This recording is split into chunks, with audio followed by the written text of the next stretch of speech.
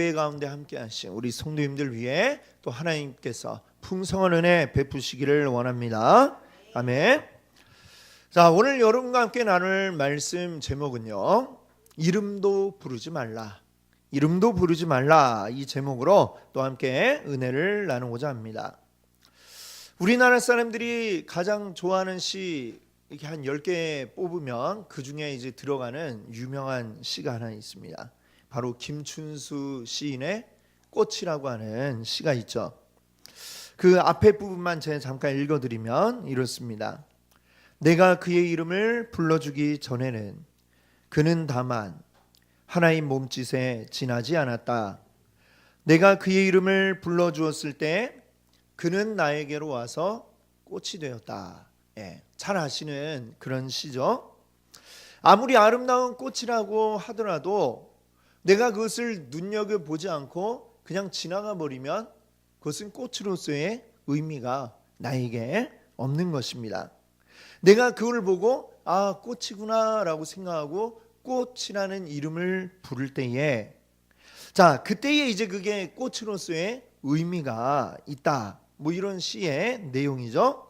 그래서 무언가가 이 내 마음에 들어와서 내 마음에 아, 그게 뭐가 있구나라는 걸 느끼고 인식하게 되는 바로 이것을 이 김춘수의 꽃에서는 그걸 뭐라고 표현했냐면요, 이름을 불렀다라고 이렇게 표현을 하고 있습니다. 이름을 부르는 순간 그게 나에게 탁 들어온다 이거죠. 누군가의 이름을 부르는 것, 그거는 그래서 굉장히 중요한 행동입니다. 그래서 여러분 보면 학교 다니실 때에 학교에서 수업 시간 전에 선생님이 들어와서 가장 먼저 하시는 게 뭡니까? 출석을 먼저 부르잖아요. 그렇죠?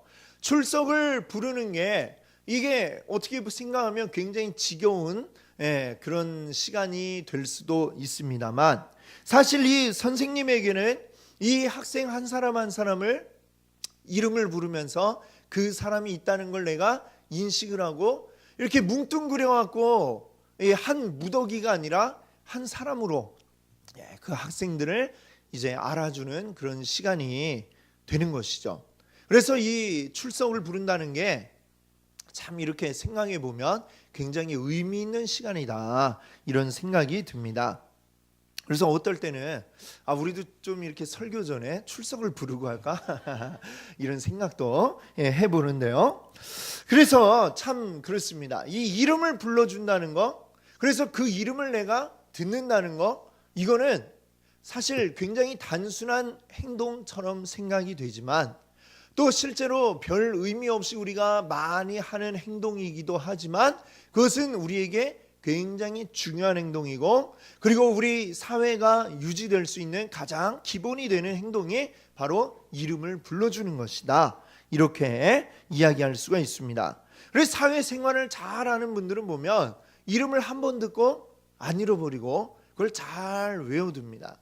그리고 다음에 오래간만에 만나서도 아, 그 사람의 이름을 불러주면서 이렇게 탁 할 때에 이 오래간만에 만난 사람은 내 이름을 아직도 기억하고 있네 하면서 굉장히 호감을 가지게 되죠. 그래서 사회생활에서도 사람의 이름을 외우는 것 아주 큰 비중을 차지한다, 이렇게 말씀드릴 수 있겠습니다. 근데 오늘 말씀 제목이 뭐예요? 네, 이름도 부르지 말라. 도대체 무엇의 이름을 부르지 말라는 것일까요?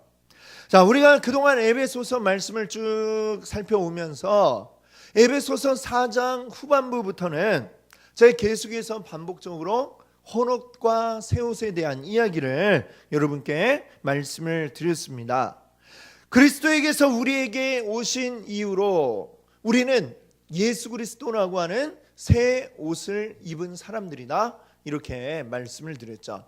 그 이전에 주님 만나기 이전에 나의 생활, 나의 모습들은 무엇이에요?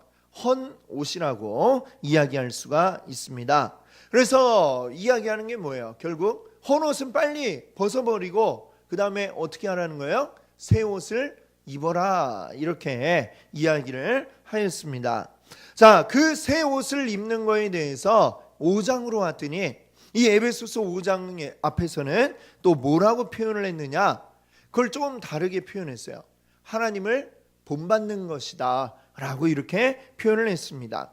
자, 바울은요 똑같은 어떤 하나의 사실에 대해서도 굉장히 다양한 어떤 표현들을 사용을 해가지고 우리에게 반복적으로 설명을 해주고 있는 것을 보는데, 자, 앞에서는 헌옷을 벗고 새 옷을 입어라 이랬다면 이제 5장에 오니까 하나님을 본받아라 라고 이렇게 말씀하고 있습니다.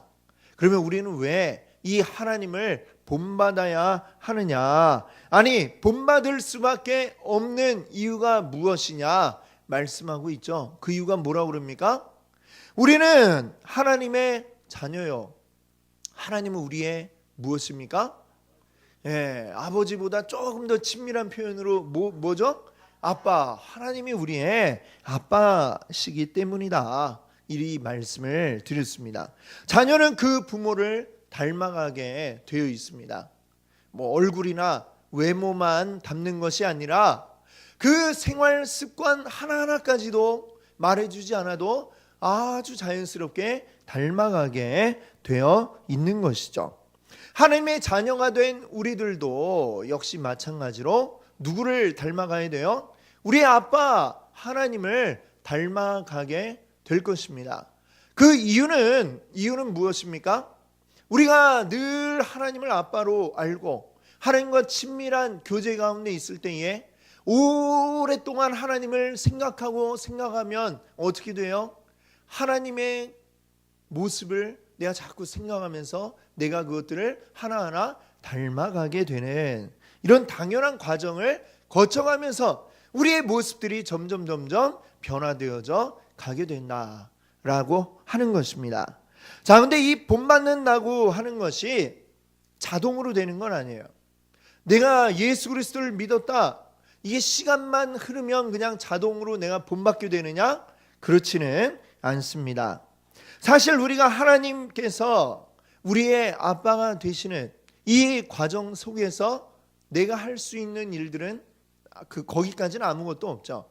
내가 믿고 싶어서 믿는 게 아니라 주님이 나를 선택해서 하나님께서 나의 마음을 변화시켜서 내가 예수를 그리스도로 고백합니다, 이렇게 이 고백을 할 수 있게 하시고 하나님의 자녀가 되도록 우리를 만들어 주시죠. 자, 이제 그 다음 우리가 예수 믿고 구원받으면 그걸로 끝이 아니라 그 다음부터 이제 자녀면 자녀다운 삶을 이제 살아가게 되는 것이죠. 그러기 위해서는 우리에게 무엇이 필요하느냐? 아빠와 친밀한 교제의 시간이 필요합니다. 그래서 그것을 통해서 아빠는 어떤 분인가 라는 것을 알아가게 되죠. 어린아이가 딱 태어나서 하루 종일 무슨 생각을 할까요? 그때는 말도 모르는데 무엇을 하겠습니까? 그 아이가, 갓난아기가 그냥 이렇게 막연히 보고 있겠죠. 뭔가를 보겠죠. 엄마도 보이고 아빠도 보이고 보면서 저렇게 사람은 걸어 다니는 거구나, 이런 생각을 하겠죠. 그래서 아이가 그래서 가장 제일 빨리 하는 게 뭐예요? 일어나서 걸으려는 이런 행동을 하잖아요. 처음에는 뒤집어도 보고 그 다음에 탁 팔로 디디고 일어나서 그 다음에 슬슬 다리에 힘을 주고 일어나는 것을 가르쳐주지 않아도 그냥 스스로 터득해 나가는 거는 아빠와 엄마를 보고 관찰을 하면서 이렇게 하는 거구나, 나도 해봐야지 하면서 따라하게 되는 것처럼 우리도 하나님을 관찰하고, 근데 하나님을 어떻게 관찰해요? 우리가 하나님 보입니까? 안 보이잖아요. 어떻게 관찰을 합니까? 하나님이 어떤 분이신지 관찰할 수 있도록 그래서 하나님이 우리에게 주신 게 있잖아요.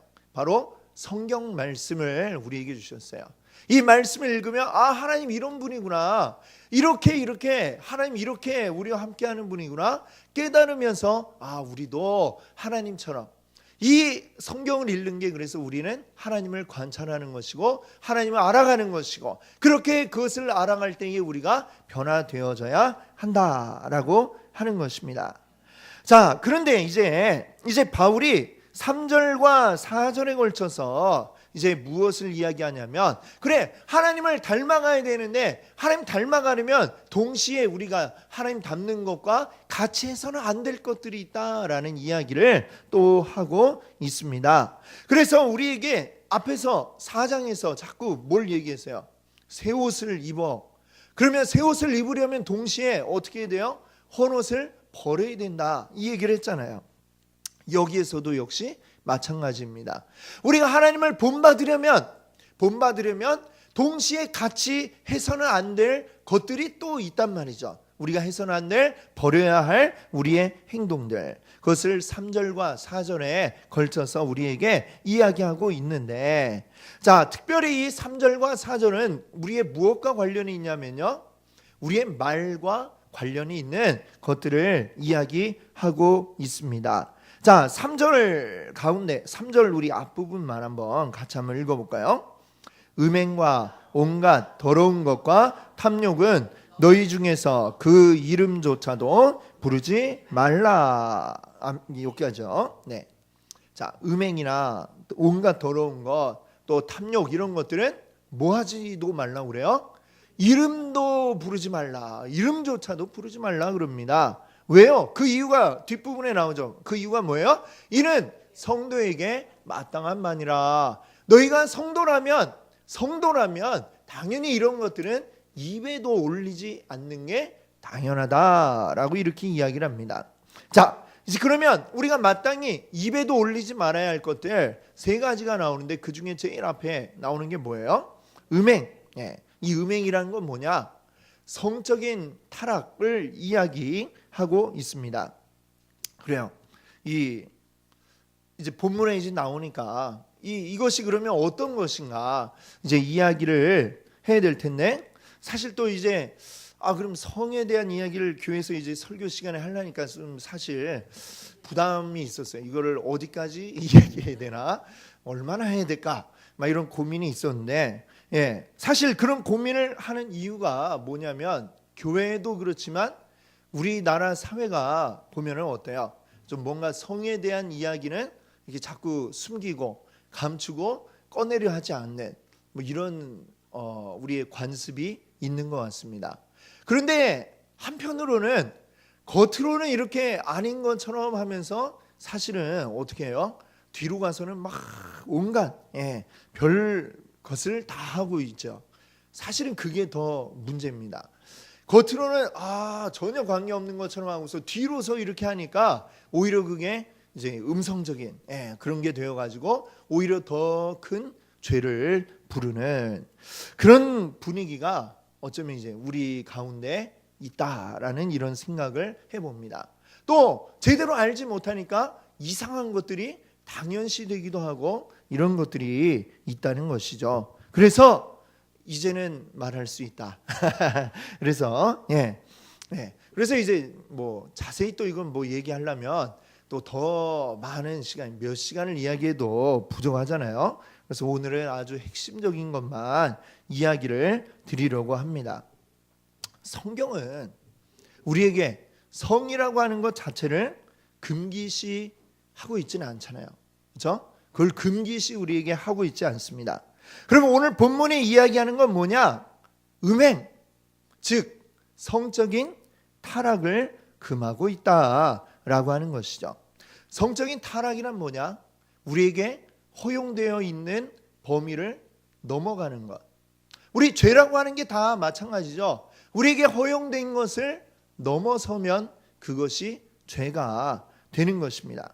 특별히 고대 시대에는 이 성적 타락이라고 하는 것이 어디에서 주로 일어났느냐 하면은 이방 신전, 이방인들의 그 이방 신을 섬기는 신전에서 이러한 성적 타락의 행위들이 일어나곤 했습니다.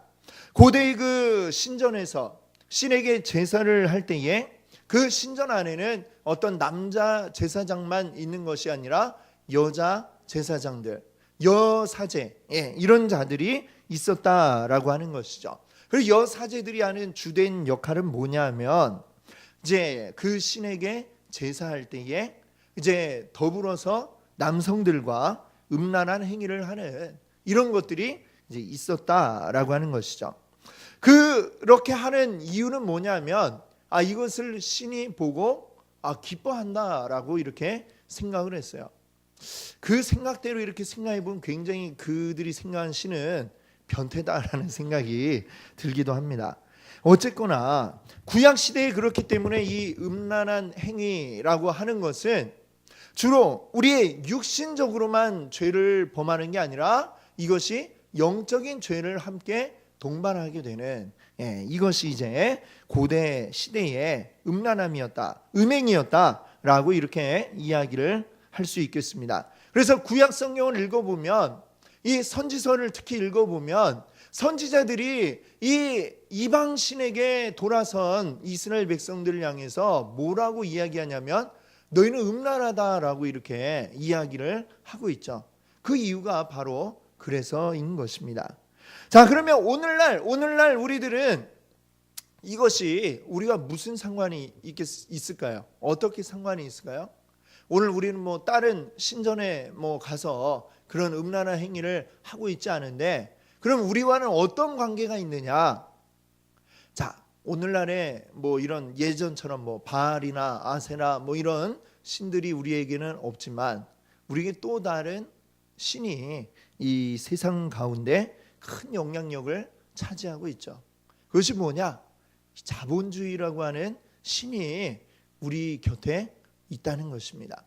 이 자본주의는 뭐든지 다 돈으로 가치를 환산할 수가 있고 돈으로 다 할 수 있다라는 게 이게 자본주의예요. 유익한 점도 있겠지만 그것이 궁극적으로는 무엇을 하느냐? 이 세상에 팔지 못할 게 없고 돈으로 살 수 없는 게 없다. 그래서 성까지도 이제 다 돈으로 이제 만들어 버리는 것이죠. 돈으로 사고 팔고 주고 받고 이런 일들이 가능하게 되었다라고 하는 것입니다. 그런데 성경은 뭐라고 이야기를 하느냐? 성경은 이 성이라고 하는 것에 대해서요, 허락하는 그 범위 안에 있을 때 이것이 아름답다라고 이렇게 이야기를 하는 것입니다. 그 허락된 범위는 이제 부부 사이에 이제 허락이 된 것이죠.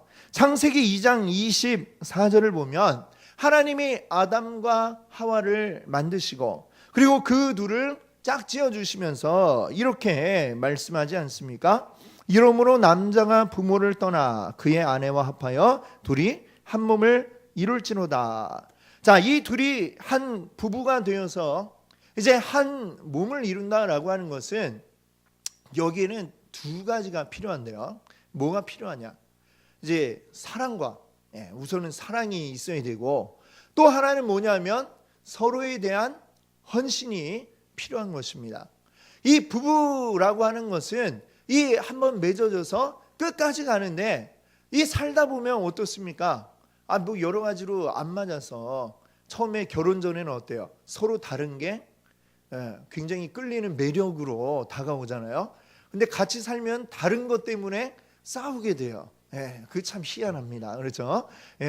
결혼 전에는 뭐가 씌워가지고 그게 굉장히 매력적으로 보이는데 결혼하고 나면 이제 탁 콩깍지가 이제 사라지면서 이것 때문에 막 싸우게 되고 힘들어지게 되는 것이죠.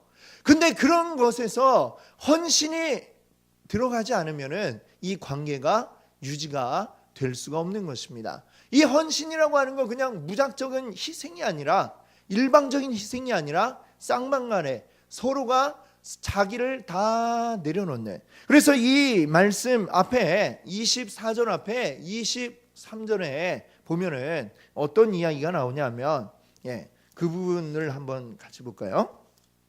2장 23절에 보면 이는 내 뼈 중에 뼈요 살 중에 살이라. 즉 이 배우자를 생각할 때에 내 뼈와 같이 내 살과 같이 생각을 하는, 내 몸을 내가 스스로 학대하진 않잖아요. 그렇죠? 그와 같은 마음으로 배우자를 정말 내 몸과 같이 생각하는 헌신이 거기에 들어가지 않으면은 거기에서 그 외에 우리가 다른 어떤 성관계라고 하는 것들은 죄가 될 수밖에 없다라고 하는 사실을 우리가 기억해야 됩니다.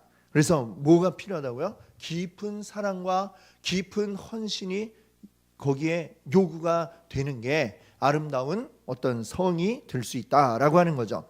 근데 세상은 그렇게 말을 하지 않습니다. 깊은 사랑과 헌신은 싹 빼고 이거를 여기에 어떤 돈이 개입이 된다든지 아니면 또는 쾌락이 개입이 되는 것이죠. 자, 어떤 쾌락을 위해서 우리가 그냥 즐겁기 위해서 할 수 있다라는 식으로 세상은 이야기를 하죠. 또는 어떤 사람들이 만났을 때 우리가 좀 더 친해지기 위해서 더 깊은 교제로 나아가기 위해서 이것을 할 수 있다라고도 이렇게 이야기를 하는데 그것은 순서가 잘못된 것입니다. 잘못된 것이죠.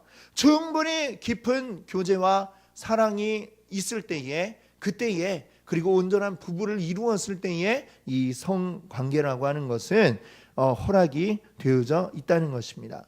그래서 이것은 아직 미혼인 남녀뿐만이 아니라 이제 기혼인 분들 그리고 이 자리에 있는 청소년들도 역시 마찬가지로 우리 모두에게 다 이것이 적용이 되어져 있고 이 사실을 우리가 기억하지 않으면은 그것을 벗어난 것들은 우리 이 말씀 안에서 뭐라고 이야기를 하고 있어요? 그것은 음행이다라고 이야기를 하고 있는 것입니다. 이런 음행이라든지 또 온갖 더러운 것, 이 더러운 것들은 뭐예요? 다 죄악된 것들을 이야기하는 것이죠. 그리고 탐욕. 자, 이 탐욕이라고 하는 것에 대해서 이제 그 모든 것들에 대해서 이름도 부르지 말라라고 이렇게 오늘 본문이 말씀하고 있습니다. 처음에 말씀드린 것처럼 우리가 이름을 부른다라고 하는 것은 어때요? 단순히 우리의 입과 혀만 움직이는 어떤 단순한 행동이 아니라고 하는 것입니다. 내가 이름을 부를 때에 그 이름을 부르기 위해서 나의 머리는 생각하고 그리고 이름을 부르며 그것을 바라볼 때에 나는 그것을 내 마음에 받아들이는 이런 과정이 내 이름을 부르는 거기에서 나타나게 되는 것입니다. 제가 이제 이 설교 말씀을 준비할 때 보면 뭔가 좀 재미있는 이야기를 이제 하기 위해서 인터넷에 막 재미있는 이야기를 찾아볼 때가 있습니다. 근데 그렇게 해갖고 쫙 검색을 해보면 어떤 이야기들이 나오느냐, 이제 재미있는 이야기라고 나오는데 그것들의 한 80% 이상은 대부분 이제 야한 이야기, 이런 것들이 굉장히 많이 나와요. 다들 좋아하시죠? 야한 이야기, 그렇죠? 그런데 우리 바울은 지금 우리에게 뭐라고 말씀하느냐? 그 야한 이야기도 그렇게 즐겨하지 말라라고 이렇게 이야기를 하고 있는 것입니다. 왜요? 자꾸 그것을 우리 입으로 이야기라고 생각을 하면 그게 어떻게 돼요? 우리 입으로만 거쳐서 나가는 게 아니라 우리의 머리와 우리의 마음에 영향을 미치게 된다라고 하는 것입니다. 사람이 말을 하게 되면 생각을 하게 되고요. 생각을 하면 그것이 행동으로 옮겨지게 된다는 것입니다. 그래서 더러운 것 그리고 죄악된 것 이런 것들은 아예 이름도 부르지 말아라 라고 말씀하고 있습니다. 예수님도 마태복음 5장에서 이렇게 말씀하시잖아요. 예전에 율법들에 대해서 이야기하면서 너희들이 예전에 율법에 이렇게 되어 있는데, 예를 들면 여자를 보고 마음에 음욕을 품는 자도 다 죄를 지은 것이다. 이미 간음한 거나 마찬가지다. 친구에게 욕하는 자는 그 친구를 죽인 거나 마찬가지다. 이렇게 이야기를 하잖아요. 어떻게 보면 굉장히 너무 오버하는 거 아니에요? 이럴지도 모르겠습니다. 친구한테 욕 한 번 했다고 어떻게 그 친구를 죽인 게 되고 그렇게 될 수 있을까요? 그런데 예수님은 그 과정을 다 알고 계시기 때문에, 왜? 내가 입으로 이야기를 하면, 욕을 하면 그것이 내 머리에 생각이 되고 이 생각이 쌓이고 쌓이면 어느 순간에 우리는 그것을 실행하게 된다라고 하는 것입니다. 그렇기 때문에 아예 그것을 너희 마음에 품지도 말고 우리의 입에 올리지도 말아라 라고 이렇게 말씀을 하고 있는 것이죠. 그것이 바로 우리 하나님을 본받아 우리 아빠 된 하나님을 본받아서 자라가는 우리 성도들에게 마땅한 바인 줄로 믿습니다. 아멘. 자, 4절을 보세요. 4절에서도 4절 앞부분에서도 우리 입에 올리면 안 될 것들을 또 말씀하고 있습니다. 누추함과 어리석은 말이나 또 희롱의 말, 이런 것이 우리에게 마땅하지 않다라고 했습니다. 누추한다. 이 누추한 말을 다른 번역에 보니까요, 어떻게 번역했냐면 추잡한 말이라고 이렇게 얘기를 했습니다. 예, 추잡한 말. 어떤 건지 여러분 느낌이 팍 오시죠? 들으면 아우 추잡해 이렇게 생각이 되는 이런 말들, 추잡한 말, 어리석은 말, 이런 것들은 뭐예요? 내가 이야기를 할 때 상대방이 듣고 기분 나빠지는 말이 그런 말입니다. 내가 이야기를 했는데 상대방 얼굴이 찌푸려지고, 이 얼굴로 표현은 안 하지만 속으로 아우 더러운 놈 이렇게 생각을 하면 그게 추잡한 말이고 그것이 어리석은 말이다라고 하는 것이죠. 자, 세 번째 이야기하는 희롱의 말. 희롱은 뭡니까? 누군가를 놀리고 비웃는 말, 이런 게 희롱이죠. 누가 나를 놀린다, 그걸 듣고 기분 좋을 사람이 누가 있을까요? 그냥 막 웃고 떠드는 분위기에서 이렇게 들었을 때에도 그냥 웃고 넘어가지만 속으로는 저 녀석이 나를 비웃고 있구나, 날 놀리고 있구나, 마음에 담아놓게 되는 말, 이게 바로 희롱의 말이라고 여기에 적혀 있습니다. 자, 여기에 이야기하고 있는 세 가지 말들이 다 어떤 거예요? 내가 이야기했을 때 상대방이 들으면 기분이 나빠지고 굉장히 불쾌해지는 이런 말들, 이런 말들은 우리 그리스도인들과 어울리지 않는 것이다 라고 이렇게 이야기를 하고 있습니다. 여러분, 근데 왜 이 말들, 상대방이 기분 나빠한다는 걸 우리 알면서도 왜 이렇게 누추한 말, 어리석은 말, 희롱의 말들을 하게 되는 것일까요? 그 사람의 본성 때문에 그래요. 우리 본성은 어떠하냐? 남들보다 자꾸만 높아지고 싶은 이런 마음이 있어요. 근데 남들보다 높아지는 게 쉬운 일이 아니지 않습니까? 어렵죠. 내가 저 사람보다 더 나아지고 싶은데 지금 나아질 수 있는 요건들이 없어요. 그러면 그때 할 수 있는 가장 쉬운 게 뭡니까? 상대방을 낮추는 거죠. 상대방을 낮춤으로 상대적으로 내가 높아진 것처럼 착각을 하게 되는 것입니다. 자, 그것을 위해서 자꾸만 어떻게 하느냐? 상대방을 깎아내리고 상대방을 놀리고 비웃고 자꾸만 낮추려고 하는 게 우리의 입에서 나오게 된다라고 하는 것이죠.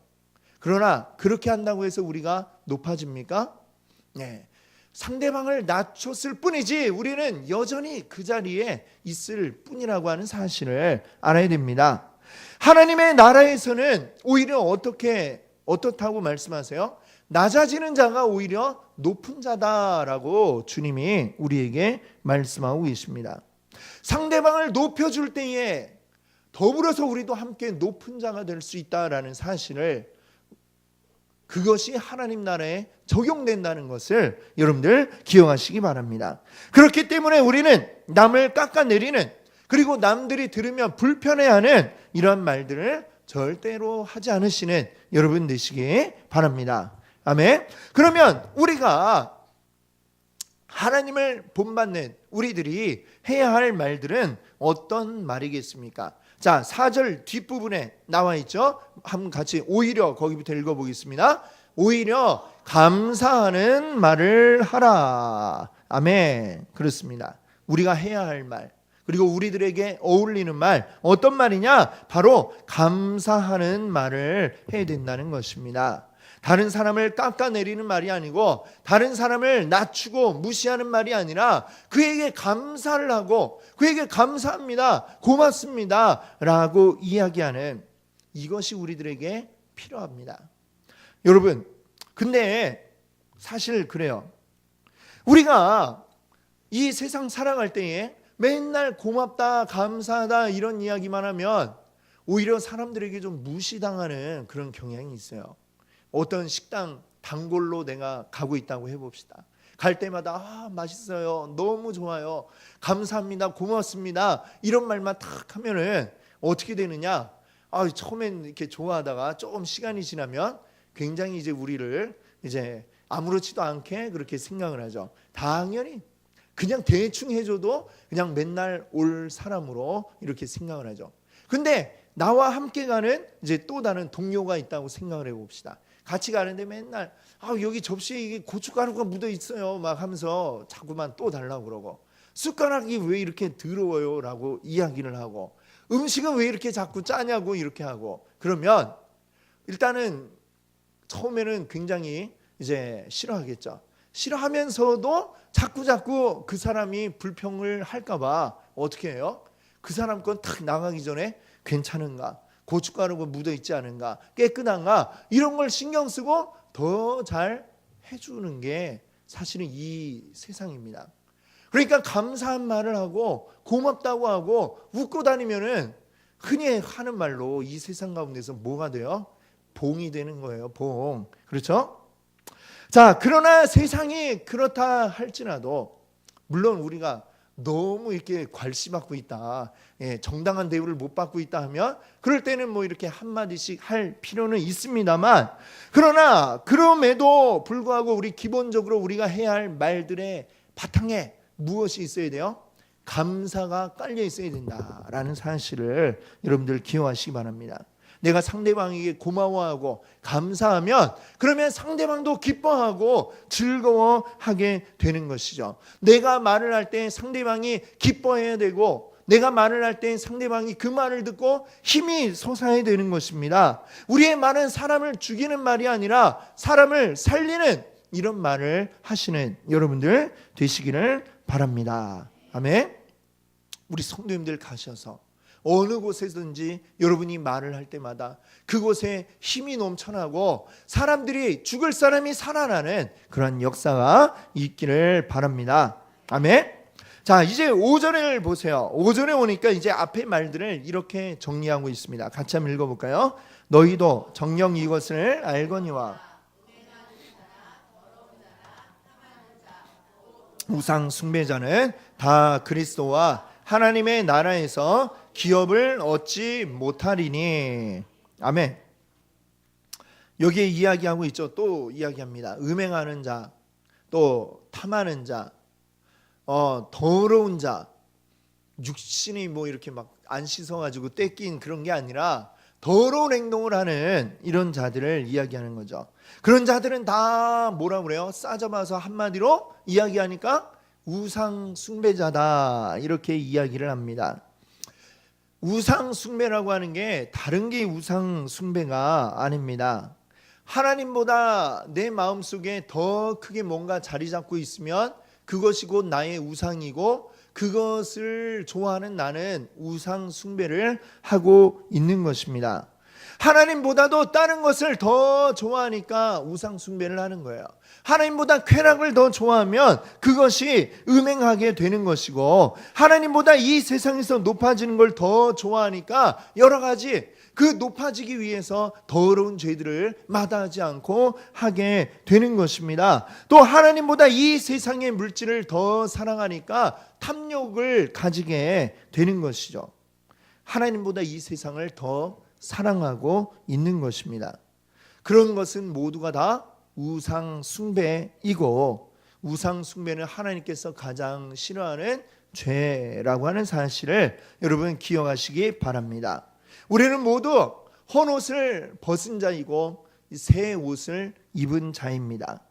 우리는 이제 하나님의 자녀가 되었고, 하나님을 아빠, 아버지라고 부를 수 있게 되었고, 이제는 우리는 하나님을 닮아가는 그러한 자인 줄 믿습니다. 그럼 우리를 이 세상의 것들이 흔들지 않게 되기를 바랍니다. 이 세상의 가치관들이 나를 붙잡고 계속 바람을 불고 우리를 흔들리고 뿌리가 뽑히게 만들려고 하고 있습니다. 그렇기 때문에 우리는 그것들을 멀리하고 가까이 하지 않으려 해야 되는 것이죠. 물론 성경은 우리가 그렇다고 해서 이 세상 밖으로 아예 나가버려라, 저 산속 깊은 산속의 동굴 속으로 들어가거나 무인도로 가라, 이렇게 말씀하고 있지는 않습니다. 우리는 이 세상 가운데 살아가야 됩니다. 이 세상 가운데서 살아가야 되고, 그러면서 계속 우리의 이웃들과 만나야 되고, 그 이웃들과 접촉하면서 그들에게 복음을 전해야 할 그러한 사명이 우리 가운데 있습니다. 그러나 그렇다고 해서 그것이 우리에게 이 세상 가운데 그들 속에 섞여 들어가서 똑같이 살아라, 이렇게 말씀하고 있는 것은 아닙니다. 우리는 하나님의 가치 가치관을 분명히 알고 이 세상의 가치관을 분별해서 걸러내야 하는 것입니다. 이 세상의 가치관이 나를 물들이지 않도록 나는 당신들과 다르다라는 것을 계속해서 보여줄 수 있어야 하는 것입니다. 먹을 가까이 하는 사람은 어떻게 됩니까? 먹물이 튀고 묻어서 시꺼멓게 되겠죠. 그것입니다. 세상의 것들을 좋아해서 자꾸만 가까이 하면 거기에 나도 모르게 물들게 되는 것이죠. 이 어떤 중독에 한번 되었던 사람이 중독을 벗어나려면 어떻게 됩니까? 내가 중독되었던 것들을 완전히 끊어버리고 멀리하지 않으면 안 됩니다. 알코올 중독에 한번 빠졌던 사람이 그것에서 벗어나려면 술자리 모임에 가서는 안 되죠. 거기에 가면 나는 안 먹을 거야, 안 먹을 수 있어, 아무리 머릿속으로 수십 번을 되뇌어도 나도 모르는 사이에 손이 앞으로 가서 술잔을 마시게 되는 게 이게 중독입니다. 그러면 우리도 역시 마찬가지죠. 이 세상의 것들은 우리를 중독시키는 굉장한 힘을 가지고 있습니다. 그 가운데 막 텀벙텀벙 들어와서 나는 물들지 않아 하면서 막 먹물을 막 튀기면 말만 나는 물들지 않아지 이미 나는 시꺼멓게 되어 버린다는 것이죠. 우리는 굉장히 연약한 존재이고 우리의 의지는 내 생각보다 굉장히 약합니다. 내 생각만큼 강하지 않다는 것이죠. 죄에서 벗어나기 위해서는 그래서 어떻게 하라고요? 오늘 말씀에 이름도 부르지 말라라고 말씀하고 있는 것입니다. 그 죄에서 벗어나기 위해 그것을 아예 생각하지 않기 위해서 이름조차도 부르지 않는 이러한 노력을 해야만 우리는 변화될 수 있는 것이고 그렇게 함으로써 우리는 그리스도를 닮아가는 줄 믿습니다. 오늘 우리 끊임없이 여러분의 그 이름조차 부르지 않는 죄는 이름도 부르지 않으려는 여러분의 노력을 통하여 그리스도와 함께 하나가 되어 닮아가고 변화되시는 우리 여러분들 되시기 바랍니다.